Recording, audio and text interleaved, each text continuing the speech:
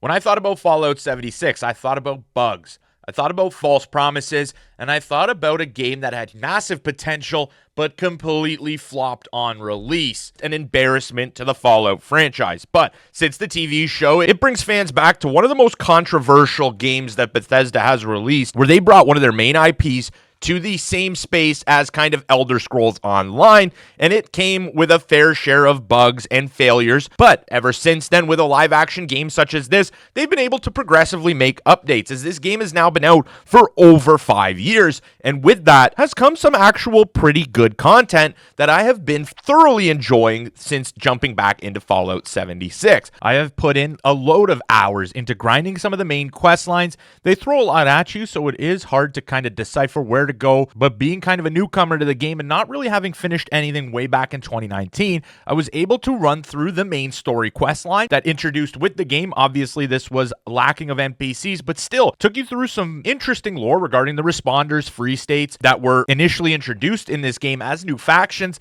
and then also the Brotherhood of Steel and Enclave, ultimately getting to the point of dealing with the Scorched Plague that were also introduced in Fallout 76. But then you can go right on to Steel Rain and Steel Dawn, which are completely separate main story quests that follow the Brotherhood of Steel, the new Brotherhood of Steel NPCs that land in Appalachia. Then there's also the Wastelanders update, which takes you through Vault 79. I'm not going to get too much into detail, but where this game shines, in my opinion, narratively wise, is the methods Bethesda has found to incorporate that solo quest charm that was lacking previously in this title when it released. Just giving you an example, there was a Nuka Shine quest that I was doing, a random little quest that is away from the main stories, but it has you investigating areas and doesn't fully hold your hand while you're progressing. I was stuck trying to figure out where to go in a tattoo parlor, and boom, a Nuka-Cola fridge that actually sits as a doorway to an underground brewery. Or you can look at another quest where you go under an American food processing plant to find underground Chinese spy ops in West Virginia. There's now just so much lore here and so many great little details that Bethesda's put in through the 7 years that has brought this game to feel kind of like a Fallout game that actually deserves the title Fallout. But overall, a massive step up from what you thought Fallout 76 was, or how Fallout 76 released with all this added single-player content. Now, the multiplayer aspects of this game. This turned me off a little bit more. Fallout has broken the content up into raids and also events that happen and spawn around the map, where the whole population of the map can spawn to one area. And I actually give them credit. It's free cap-wise to go to these events, and then they all fight a load of bosses, and it just really turns into bullet spam, in my opinion. But this is by far the best way to get legendary loot, level up your character, and it has a place in the game. I've definitely taken breaks from storyline content to kind of jump into these. But then there's also raids, 4-person raids, where you go in, whether you're going on an expedition off map or raid specifically on the map, that you and 3 other friends will go towards the same goal in trying to achieve a certain task. And then again at the end, depending on how well you did, you'll get legendary rewards. And also, you really do want to be level 50 when you start this game. Having to ask other Fallout fans in my friend group to get on the game, but knowing that they have to really get to level 50 before they really have any true loot was a little bit disappointing. And then even when I was playing with a couple of new people that weren't level 50 yet, they were finding loot that was level 45, level 50, and just kind of having to scrap it at this point because it really served no purpose in the grand scheme of things. But when it comes down to the biggest downfall for Fallout 76, in my opinion, it's that only the leaders' quest progress. When you're doing this in a multiplayer kind of setting,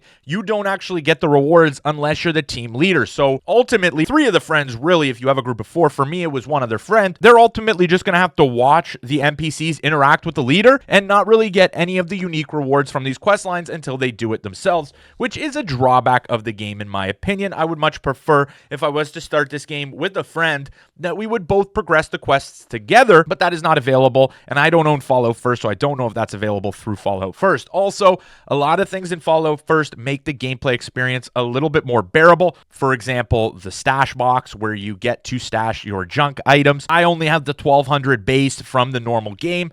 I get no benefits from that, so I find myself having to sell and ultimately drain the vendors, as they all share, from what I know, the same caps, draining a vendor down to 0, and then when you sell items back to the vendor, they only get a portion of the caps, and a very small portion at that, so you end up spending 3,000 caps on a plan after grinding because my storage is too full. Them ultimately only getting 500 of those caps that actually show up in the vendor is a little bit disappointing in my opinion, and does cause for me to waste a couple, not long, but waste minutes just trying to kind of organize what's going on in my stash box and kind of the important end game items. When you need the junk, it ends up not being there. But taking a macro look at Fallout 76, going through solo quest lines is a highlight of this game in my opinion, with new storylines that have released through the years, through Wastelanders, through the Brotherhood of Steel updates, where they have brought iconic characters back into the game and provided some of that Fallout feel. But there is a good mix of everything here for someone who enjoys the online RPG kind of space. Me being a massive Fallout fan, I definitely see myself dumping more hours into this game,